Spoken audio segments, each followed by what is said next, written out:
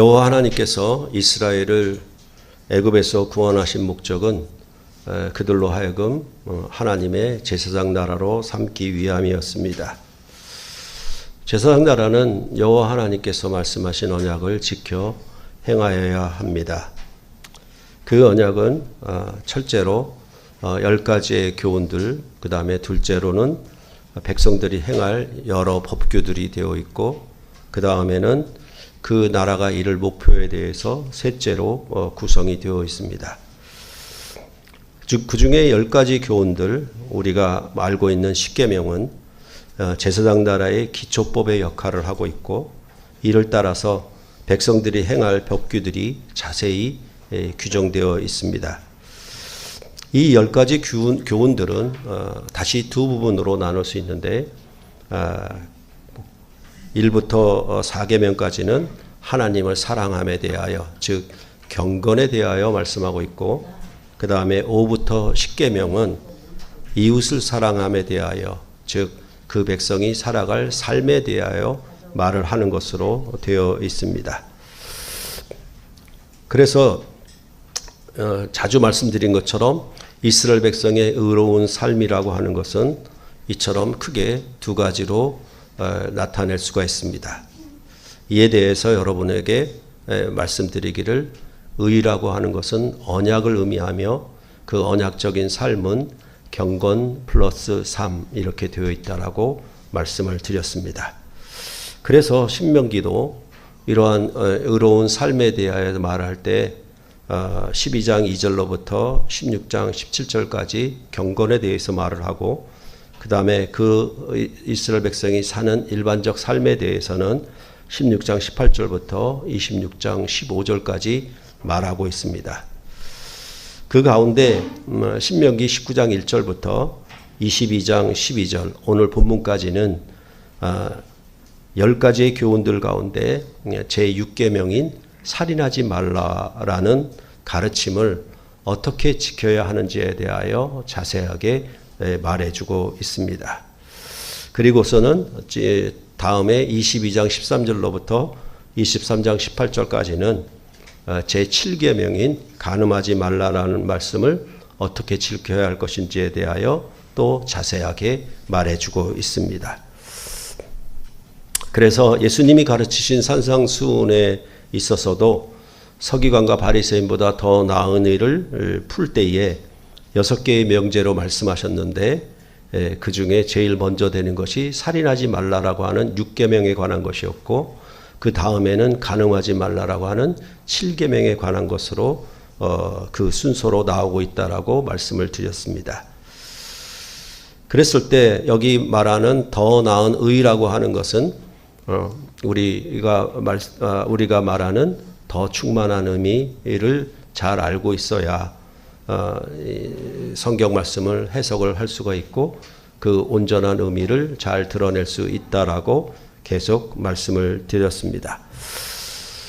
오늘 설교 본문의 앞에서는 지난 시간에 말씀드린 것처럼 소나 양을 잃어버리거나 그 어떤 소유물을 잃게 되는 경우에 대해서 이스라엘 백성이 애굽에서 나와 가나안 땅을 차지하고 사는 그 생명을 잃게 되는 것과 같다라고 말씀을 드렸습니다. 그러니까 살인하지 말라라고 하는 이 계명 속에는 생명과 죽음 이 두 가지가 공존해 있다라고 하는 것을 여러분들이 생각하면 되겠습니다. 그래서 이스라엘 백성은 이제 애굽에서 나와서 가나안 땅을 차지하게 됐고, 그 가나안 땅에 있는 소유물을 넉넉히 누림으로 이스라엘을 애굽에서 구원한 그 백성의 생명을 그들이 맛보고 누리도록 그렇게 한 것이었습니다. 그러므로 그 소유물 중에 하나를 잃는다라고 하는 것은 하나님이 주신 생명의 복에서 제외되는 것이어서 그것은 마치 죽음과도 같은 것이기 때문에 그 일에 대해서 어떻게 형제가 양이나 소를 잃게 되면 어떻게 그것을 반드시 돌려줘야 되고, 또한 어떤 소유물을 잃게 되고 그것을 찾지 못하게 될 경우에도 반드시 그것을 찾게 하도록 그렇게 말씀을 하였던 것입니다. 그러니까 이스라엘 백성이 애굽에서 나와 가나안 땅에 사는 구원의 생명은 이처럼 자기 혼자만의 개인만의 구원의 생명을 누리는 것이 아니라 그 형제 중 누가 소나 양을 잃어버리는 경우를 얘기를 했기 때문에 이스라엘 백성이 얻은 구원의 삶 중에 가장 중요한 것은 뭐냐 하면 그들이 언약의 공동체로 살아가는 것이 바로 그들이 얻은 구원의 생명이다라고 말씀을 한 것입니다. 그렇기 때문에 이스라엘 백성은 그 형제 중 하나가 소나 양을 잃어버렸을 경우에 그것을 지키고 보호해주고 또 일으켜 세워야 하는 책무가 그들 안에 있는 것입니다. 그저 자기만 지키는 것이 아니라 형제의 것도 지키고 보호하고 세워줘야 하는 그런 역할을 감당하는 것이 바로 이스라엘 백성이 얻은 구원의 생명이다. 가나안 땅에서 누리는 그들의 생명이고 구원이다. 이렇게 말씀을 하였던 것입니다. 이러한 일은 우리가 룻기서에서도 잘 나타나 있습니다. 여호와 하나님은 이방인이었던 모압 여인 룻과 이스라엘의 기업 물을 자인 보아스를 통해서 마치 죽은 자와 같았던 엘리멜렉의 가정을 그 기업을 다시 세우고 그의 이름이 끊어지지 않게 하는 생명의 회복자가 되게 하심을 룻기서는 말을 해주고 있는 것입니다. 그래서 룻이 보아스로 말미암아 아들을 낳음으로 이제 사사를 통해서 이스라엘을 통치하는 시대를 끝내고 그 다음으로 이제 다윗을 낳음으로 왕으로 통치하는 새로운 시대를 열어가게 되었다라고 룻기서가 말씀을 하였던 것입니다. 그러함으로 결국은 이 무너진 가정, 그러니까 재산과 자녀들을 또 아비를 다 잃은 이 가정 위에 어떻게 보아스라는 인물이 그 기업을 다시 세워주고 일으키게 하사 새 역사를 펼쳐갔는가, 그거에 대해서 룻기서는 말을 하고 있기 때문에 그것은 바로 지난 시간에 우리가 신명기를 통해서 말씀한 부분과 내용이 매우 같은 의미로 연결되어 있다라고 말씀드릴 수가 있는 것입니다. 그래서 이스라엘 백성이 애굽으로부터 구원 얻은 생명은 이처럼 여호와 하나님과 맺은 언약 공동체로 사는 삶인 것입니다. 만약 여호와 하나님과 맺은 언약을 지키지 아니하면 그 결과는 죽음을 의미합니다. 이는 여러분께 제가 자주 말씀을 드리는 것처럼 부부의 생명이라고 하는 것은 언약 공동체로 함께 사는 것에 있는 것이지 그저 개인이 육체적 호흡을 심장이 뛰고 있어서 생명이라고 말하는 것이 아니라 부부관계는 언약 공동체를 깨게 되면 그것은 바로 부부의 죽음이라고 말하는 것과 같습니다. 이러한 언약적인 생명을 이스라엘 백성은 항상 누리도록 나타내도록 그렇게 부름을 받은 제사장 나라 공동체임을 성경은 말해주고 있는 것입니다. 그렇기 때문에 오늘 설교 본문도 사실은 이스라엘 백성이 언약 공동체로 어떻게 살아가는 것인가에 대해서 말씀하는 것으로 우리가 이해하고 접근해야 할 것입니다. 우리가 이러한 이스라엘 백성이 가나안 땅에 들어가는 삶에 대하여 두 가지 중요한 점이 있습니다. 뭐냐 하면 이스라엘 백성이 구원 얻게 하는 그 여호와 하나님을 어떻게 나타내느냐에 대해서 첫 번째로는 아브라함과 이삭과 야곱에게 언약하신 대로 애굽에서 구원하신 하나님인 것을 나타내고 있고, 그 다음에는 창세기에 말하는 것처럼 만물을 지으신 창조주 하나님이 이스라엘을 구원하셨다라고 그렇게 성경은 말하고 있기 때문에 이스라엘 백성이 살아가는 삶에 있어서 그들이 반영하고 그들이 나타내야 하는 그런 삶을 뭐냐 하면 창조주 하나님을 드러내고 애굽에서 구원하신 그 구원의 하나님을 드러내야 그들은 가나안 땅의 하나님 나라 백성으로서 그 영광과 구원을 반영하는 것이 되고 그들에게 주어진 올바른 삶이 된다라고 그렇게 성경은 말하고 있는 것입니다. 그래서 이러한 하나님과 동행하는 삶에 대하여 신명기는 계속 뭐라고 얘기하냐면 가나안 땅에 들어가거든 악을 제거해라 이렇게 말씀을 하고 있습니다. 그 악을 제거하라라고 하는 것은 결국은 이스라엘 백성이 이방인들과 다르게 구별된 거룩한 삶을 살라라고 말하는 것에 일치하고 있는 것입니다. 그러니까 이스라엘 백성들이 애굽에서 가나안 땅에 들어가 사는 삶은 그 주위에 있는 이방인들과 구별된 거룩한 삶을 살라라는 의미가 거기 안에 포함되어 있는 것입니다.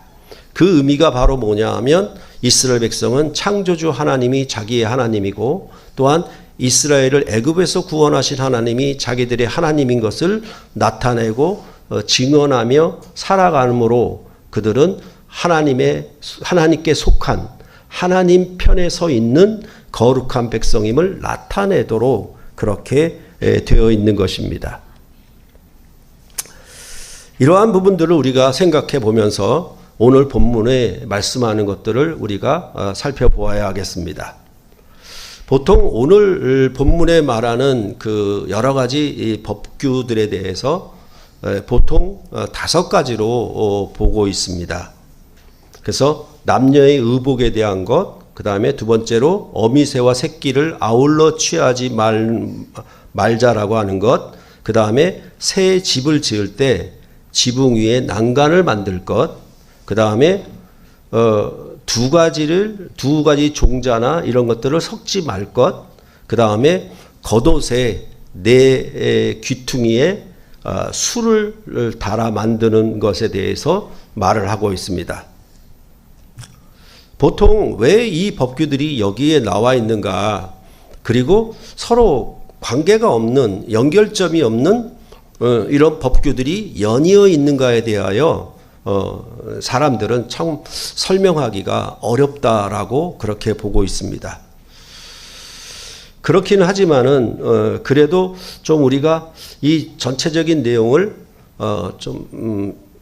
그 맥락을 이해하면서 볼 수 있는 것이 뭐냐 하면 이 전체적인 것을 제6계명 살인하지 말라라고 하는 말씀과 관계가 있다라고 볼 때면은 그러면 이 5가지의 전체적인 법규들이 뭔가 하나의 맥락을 가지고 있다라고 하는 것을 우리가 볼 수가 있겠습니다. 그래서 사실은 오늘 본문의 말씀을 보면서 저도 굉장히 이제 어려움을 많이 겪었죠. 뭐 주석서들을 살펴봐도 그렇고 신명기 본문에 대한 해석들을 살펴봐도 명쾌하게 그 답이 되지를 않고 이게 과연 서로 이렇게 이어지나요? 왜 옷을 남자의 의복을 여자가 입는 것, 그 다음에 뒤에 어미새와 새끼를 함께 취하지 말라, 그 다음에 새 집을 지을 때 왜 난간을 만들어라, 이렇게 말하는 것이 서로 연결점이 없는 거예요. 그러니까 더 힘들고 어려웠죠, 사실은. 이렇게 어렵고 힘들 때마다 마치 우리가 성경을 통달한 것처럼 그렇게 저를 보시면 곤란합니다. 매주마다 어려우니까 여러분들은 그거를 충분히 생각을 하셔야만 합니다. 그랬을 때 이 법규들을 크게 3가지로 보는 것이 좋겠다라는 생각이 들었습니다. 그래서 5절부터 8절까지 자세히 살펴보면은 이건 모두 집에 관한 얘기들입니다. 집이라고 하는 것. 그 다음에 9절부터 10절까지는 일을 하는 것에 대해서 말을 하고 있는 것으로 묶어볼 수가 있습니다. 그리고 최종적으로 12절은 오늘 말씀한 단락에 있어서 결론적인 얘기를 하고 있다라고 볼 수가 있겠습니다. 이러한 12절의 결론은 아까 말씀드린 것처럼 19장 1절부터 시작돼서 22장 12절까지 이르는 이런 살인하지 말라라고 하는 제6계명에 관한 전체적인 결론의 얘기도 바로 이 12절에 있다라고 보셔도 좋겠습니다. 그러면 우선 결론을 말하고 있는 것을 보도록 하겠습니다. 왜 이스라엘 백성이 입은 겉옷에 내 귀에 술을 만들라고 하는 것인지 보아야 하겠습니다.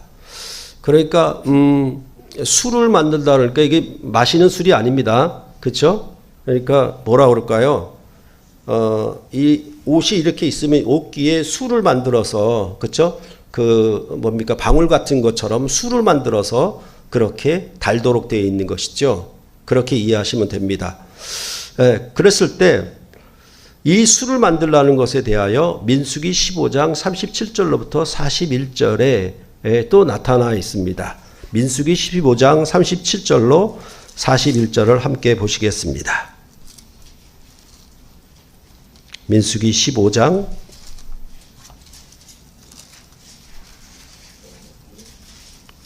37절로 41절입니다. 한 절씩 교대로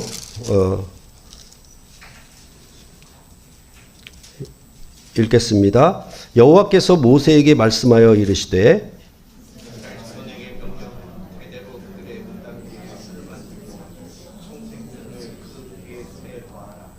이 술은 너희가 보고 여호와의 모든 계명을 기억하여 준행하고 너희를 방종하게 하는 자신의 마음과 눈의 욕심을 따라 음행하지 않게 하기 위함이라.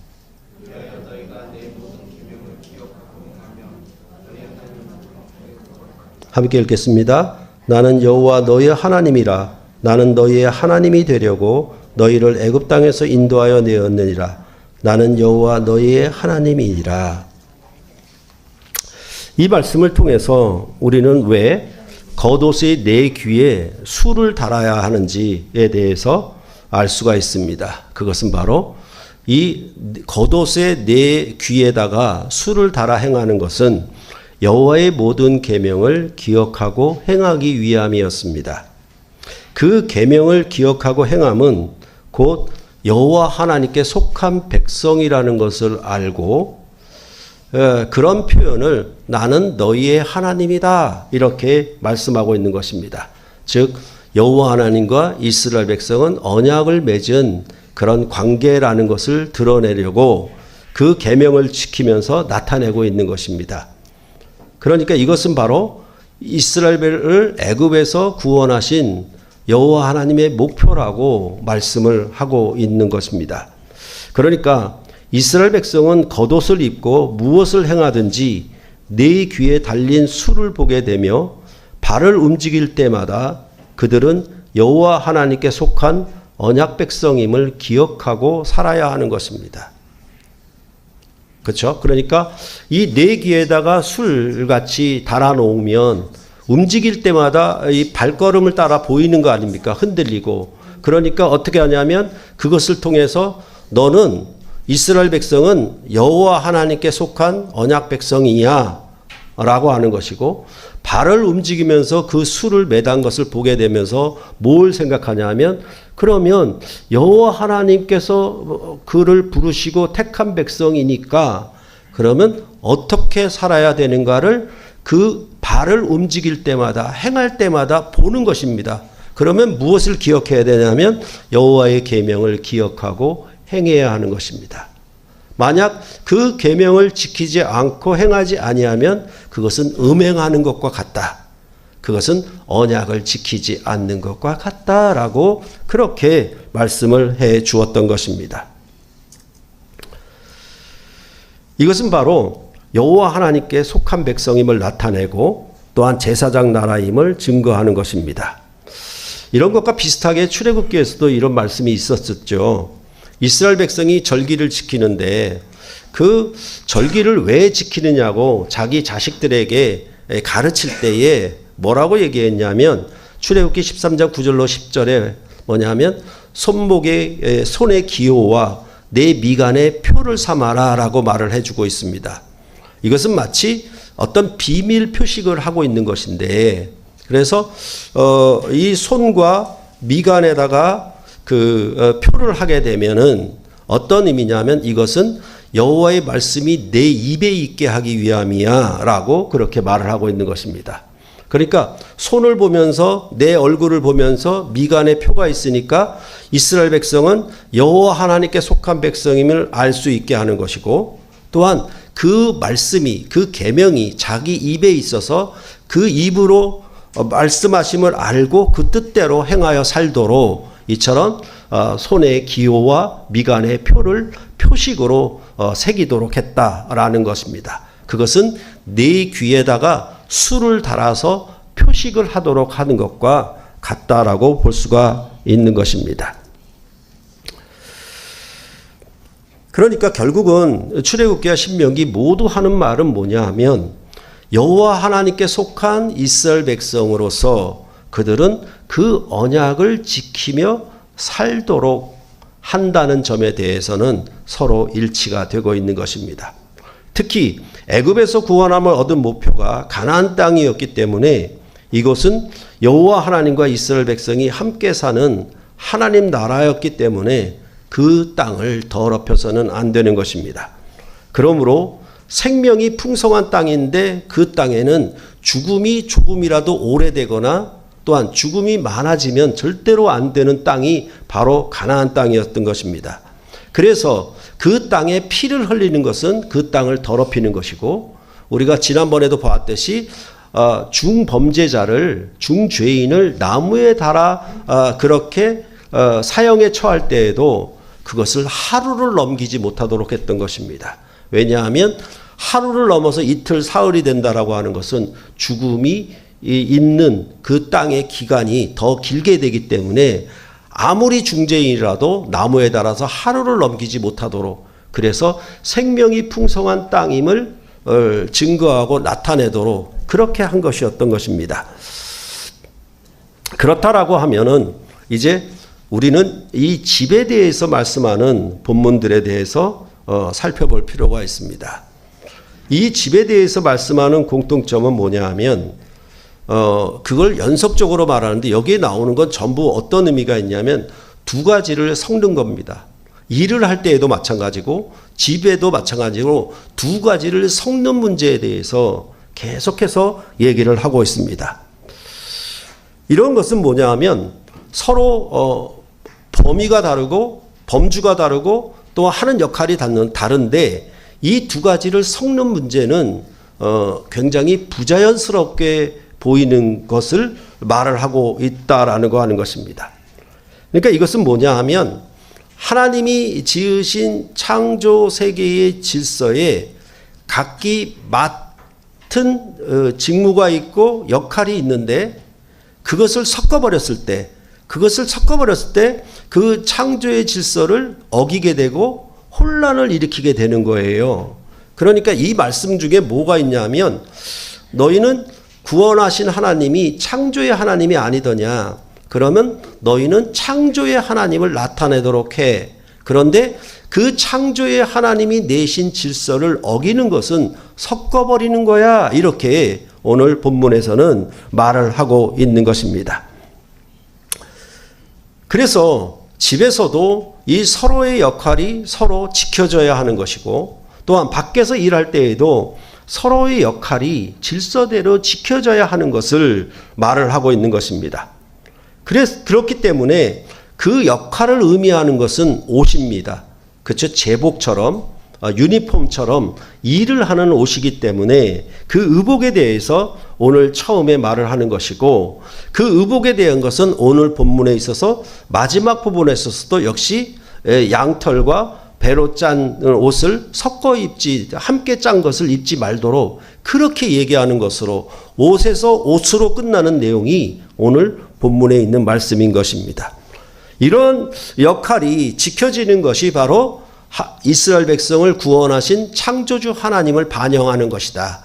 우리를 창조주 하나님이 구원했다라고 하는 것을 그들의 질서에서 나타내 주면은 이스라엘 백성은 다른 이방 민족과 다르게 구별된 거룩한 백성이 된다라고 말씀을 하고 있는 것입니다. 그러니까 5절에서 말하는 것처럼 여자가 남자의 의복을 입는 것, 남자가 여자의 의복을 입는 것, 이것은 여호와께 가증한 자가 됨이라라고 말씀하는 것은 기본적으로 가나안 땅에 있었던 이방 민족들이 그렇게 행하였기 때문에 그들과 다르게, 그들과 구별되게 너희들은 여자가 남자의 의복을 입지 말고 남자가 여자의 의복을 입지 말라라는 그런 의미를 여기서 말씀을 하고 있는 것입니다. 그러니까 오늘 본문 자체는 뭐냐 하면 우리가 요즘에는 혼성의 옷을 입잖아요. 남자인지 모르게 여자인지도 모르게. 그렇죠? 그러니까 여자는 치마를 입어야 되는데 요즘에 여자들 다 바지 입잖아요. 그렇죠? 그런 문제를 얘기하는 것이냐? 그렇게 볼 수가 있고, 또한 뭐냐 하면 동성애 문제에 대해서 얘기하는 것이냐라고 볼 수가 있어요. 그런데 그것과는 직접적인 연관이 없습니다. 그것이 아니라 여자의 역할, 남자의 역할, 이것을 섞지 말라라는 내용이 오늘 본문이 말씀하는 것입니다. 그러면 왜 의복을 입는 것을 말하는 것인가? 그것은 바로 여호와 하나님의 창조하심에 그 원인이 있기 때문에 그렇습니다. 창세기 1장 27절을 보시겠습니다. 창세기 1장 27절입니다.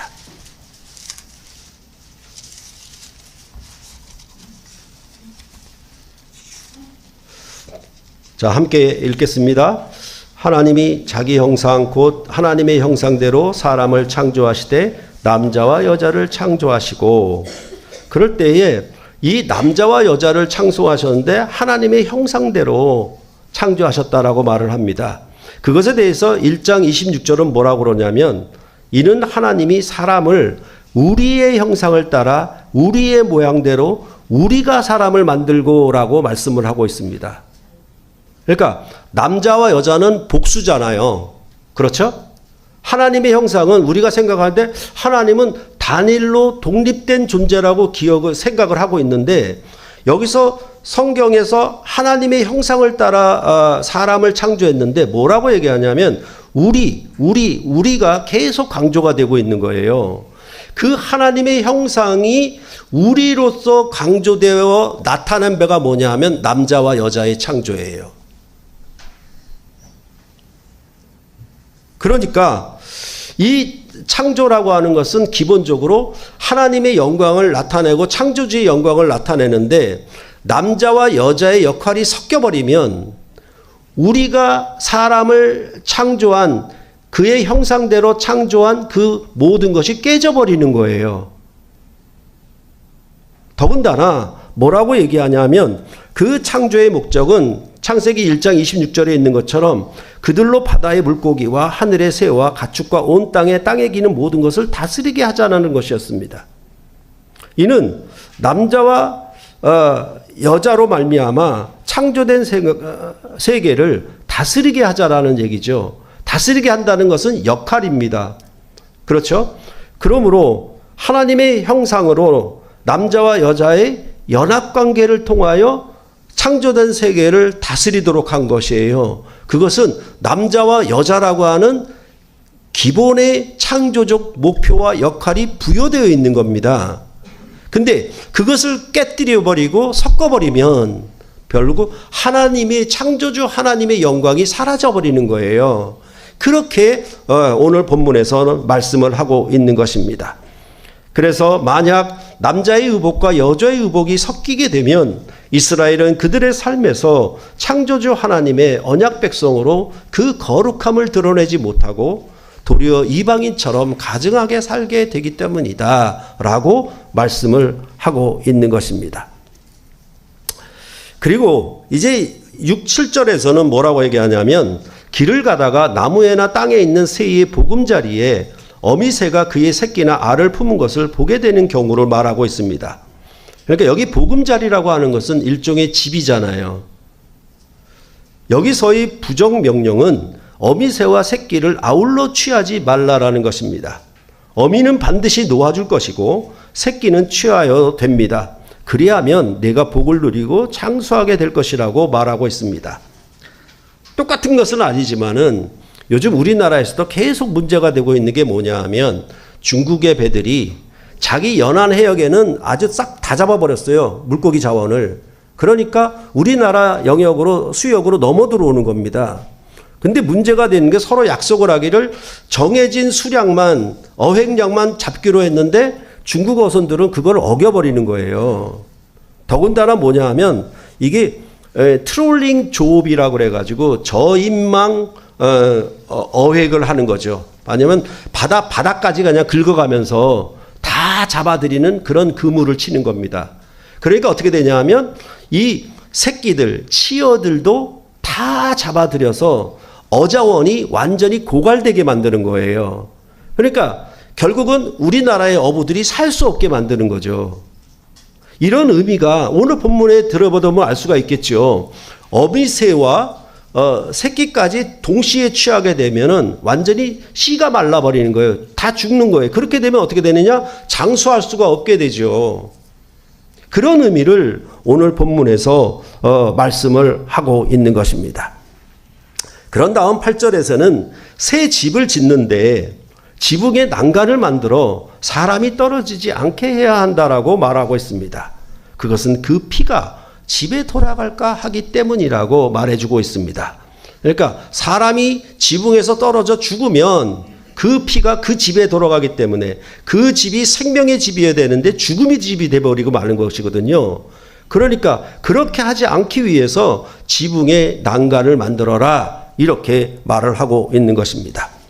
그러니까 보통 집이라고 하는 것은 자기가 새 집을 짓는다라고 하는 것은 자기 생명의 안식처가 되기 위하여 짓는 것인데 여기서는 뭐라고 얘기하냐면 다른 사람의 생명까지도 보호해야 하는 역할을 이 집에 주라는 것입니다.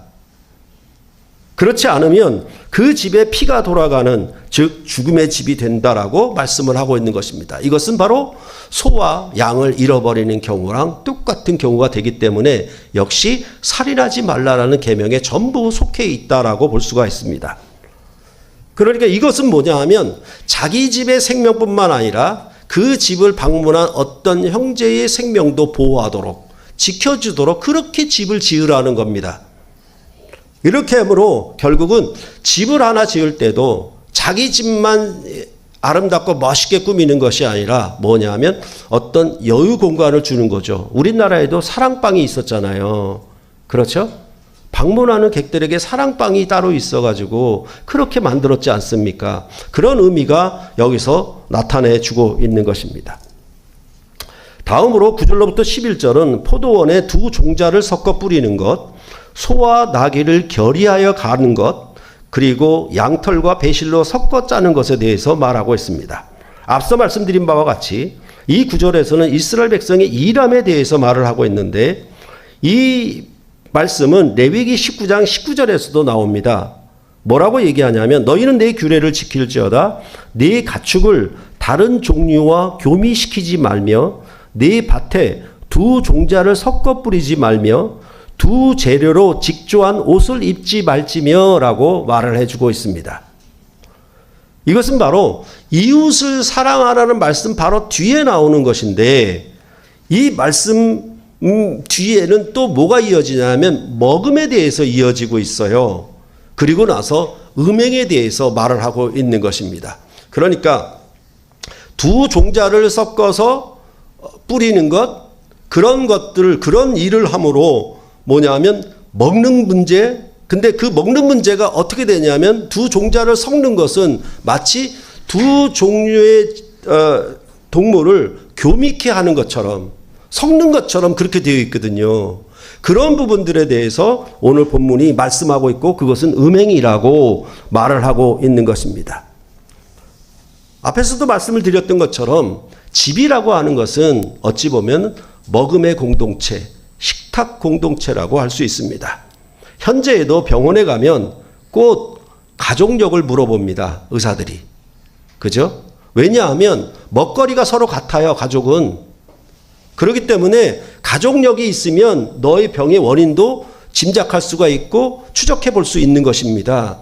그것은 바로 뭐냐 하면 먹음의 공동체이기 때문에 식탁 공동체이기 때문에 이 가족력을 묻는 것과 마찬가지로 이 집에 대해서 얘기할 때 항상 뭐가 나오냐 하면 먹음이 따라 나와야 되는 거예요. 그러니까 우리가 유월절 규례에서도 봤듯이 유월절에 한 마리 양의 다른 식구들이 모여서 한 가족을 형성하고 거기서 먹음에 대해서 계속 말하는 것과 똑같은 의미죠. 근데 그와 같이 이제 포도원에 두 종자의 씨를 섞어 뿌리게 되면 그 뿌린 씨와 포도원의 소산을 다 빼앗기게 됩니다. 즉 생명의 씨앗과 생명의 털을 다 잃게 되는 것입니다. 소와 나귀를 결의하여 가는 경우와 양털과 배실로 섞어 짠 옷을 입는 경우도 전부 이람에 대해서 나타내는데 그것은 바로 창조의 질서를 어기는 것이라 말하고 있는 것입니다. 왜냐하면 창조의 질서는 종류대로 창조한 것이기 때문에 그렇습니다. 그래서 이 두 가지를 섞는 경우는 부조화를 이루게 되는 것이고 그것은 당연히 서로 맞지 않게 되는 것입니다. 소는 소의 할 일이 있고 나귀는 나귀의 할 일이 있는데 이것을 함께 결의해서 밭을 갈도록 하게 되면 그것은 서로 부조화를 일으키게 되고 결국은 화평을 깨는 방식이 나타날 수밖에 없다라는 것입니다. 이러한 것은 이 두 가지를 섞는 목표가 아마도 더 많은 것을 얻으려고 한 땅에서 두 종자를 뿌리거나 아니면 소와 나귀를 함께 결의하도록 하는 거나 아니면 양털과 배로 짠 옷으로 입는 걸 섞어버리는 것, 그런 모든 것들은 아마도 화려함을 얻으려고 하는 것, 더 많은 것을 얻으려고 하는 욕심으로 보이기도 하는 것입니다. 이러한 하나님의 가르침을 따라 옷에 술을 매달고 이스라엘 백성이 그 벽규들을 지켜 복을 누리게 하려 함이 오늘 신명기 말씀의 본문의 결론입니다. 이것은 어디까지나 처음 창조와 옛 출애굽의 구원으로 말미암아 가나안 땅을 기업으로 얻어 사는 그들의 생명과 구원에 대해서 본문은 말해주고 있는 것입니다. 이러한 옛 출애굽의 구원의 생명을 그리스도 예수 안에서 새 출애굽을 통한 새 생명으로의 구원으로 성취하셨습니다. 교회는 하나님의 집입니다. 이 교회는 하나님은 무질서의 하나님이 아니시오 오직 화평의 하나님이시라고 고린도전서 14장 33절에 말해주고 있습니다. 산상수훈에서 살인하지 말라는 계명에 대해서 새 언약 백성의 화목으로 귀결되었다는 것을 여러분들 기억하시면은 이제 이 집이라고 하는 것은 화평을 이루는 데 있어서 가장 중요한 질서라고 말을 해주고 있는 것입니다. 이렇게 고린도전서를 말한 후에 막바로 여자는 교회에서 잠잠하라 그들에게는 말하는 것을 허락함이 없나니 율법에 이른 것 같이 오직 복종할 것이요 만일 무엇을 배우려거든 집에서 자기 남편에게 물을지니 여자가 교회에서 말하는 것은 부끄러운 것이라라고 14장 34절과 35절에 연이어서 말해주고 있습니다. 이것은 뭐냐면 바로 성령의 은사를 자랑하려고 네가 받은 은사보다 내가 받은 은사가 더 크고 더 위대한 거라고 자랑하는 그런 고린도 교회에 나타난 현실에 대하여 말하는 가운데 이런 얘기를 하고 있는 것입니다. 즉 남자와 여자의 성령의 은사적인 역할을 질서 있게 행하라고 말씀을 하고 있는 것입니다. 그러니까 이런 의미들은 뭐냐 하면 절대로 가정의 질서는 구약의 질서처럼 남존 여비처럼 남자가 여자 위에 군림하는 질서가 아니에요. 그런 의미는 아니되 뭐냐 하면 무엇든지 둘이 되고 셋이 된다라고 하는 건 조직이 나와 있기 때문에 여기에는 이 셋이나 넷이든지 어떤 조직이든 단체든지 질서가 있어요. 화평이 잡혀요. 질서가 없으면 화평이 잡히지를 않아요. 그렇게 볼 때 교회 안에서 남자와 여자의 질서는 누가 누구 위보다 높냐 낮냐 이 얘기를 하고 있는 것이 아니라 질서를 잡으라는 겁니다. 가정에 있어서도 마찬가지예요. 남편이나 아내의 역할이 이게 상호 자기 역할을 충실하게 감당함으로 말미암아 가정은 화평을 이루는 것인데 그렇지 않고 남편이 아내 위에 군림하거나 아니면 아내가 남편을 우습게 여기거나 이렇게 되면은 가정의 화평은 깨지게 되어 있다라는 겁니다. 그러니까 질서라는 얘기랑 계급이란 얘기를 여러분들이 좀 다르게 구분하셔서 생각을 하셔야 한다라는 것입니다. 그렇다라고 하면 교회는 성령이 거하는 집이에요. 이 성령의 가르침이 거하는 언약의 집인 셈이죠.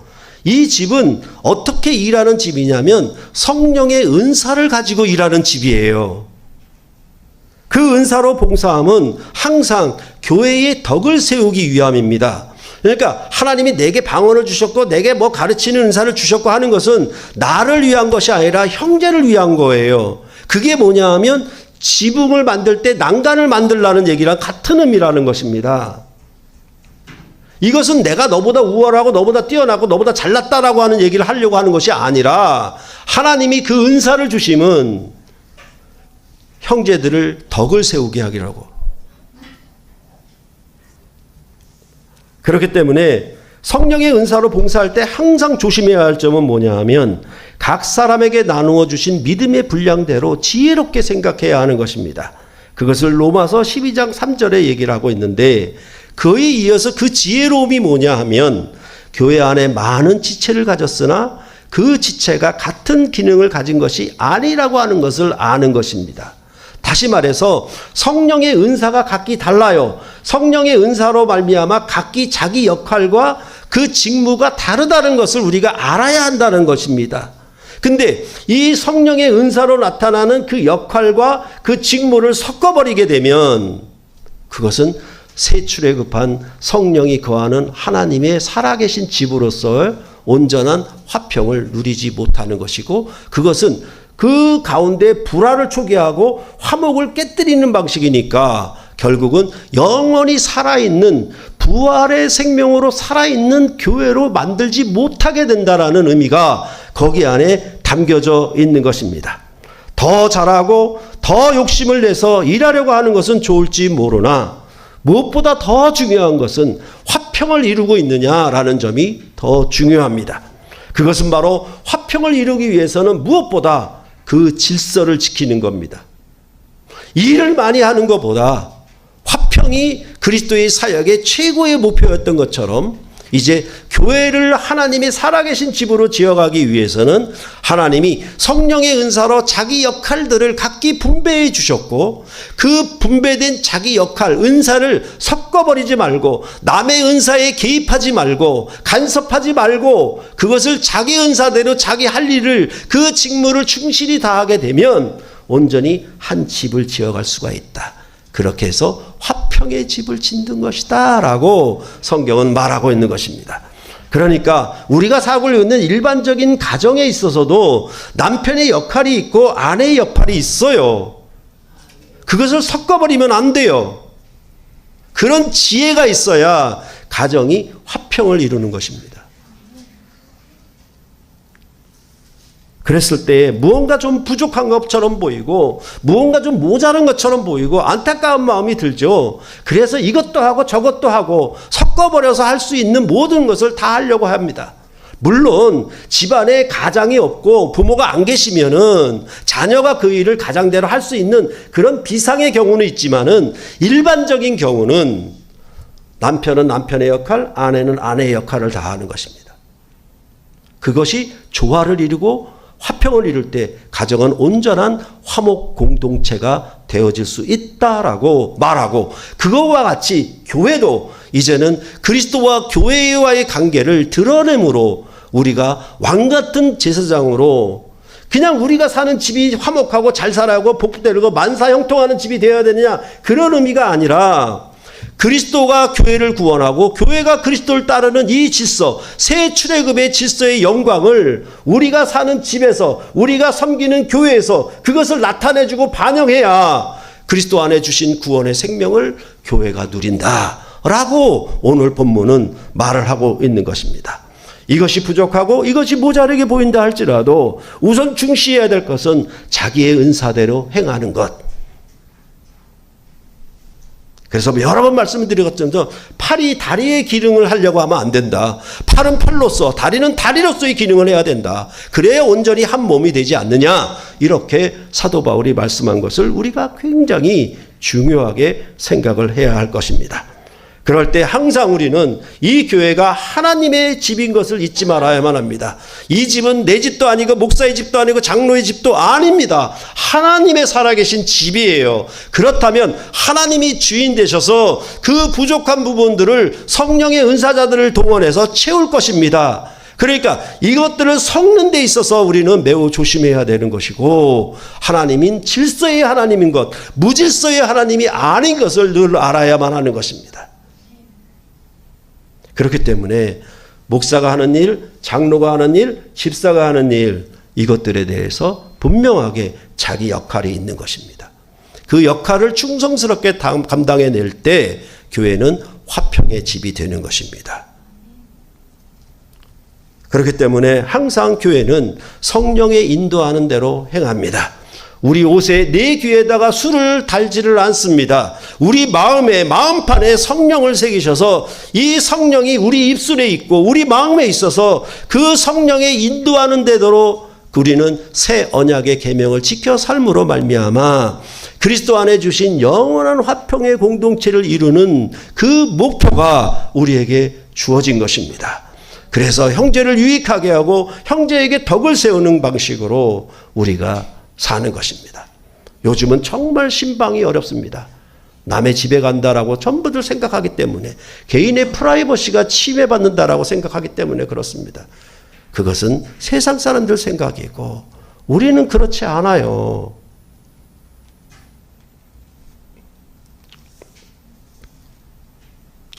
오랫동안 하지 못했지만은 28일에 저희 집에서 함께 연말 식사 모임을 갔습니다. 그렇죠? 목사의 집은 여러분의 집도 되는 거예요.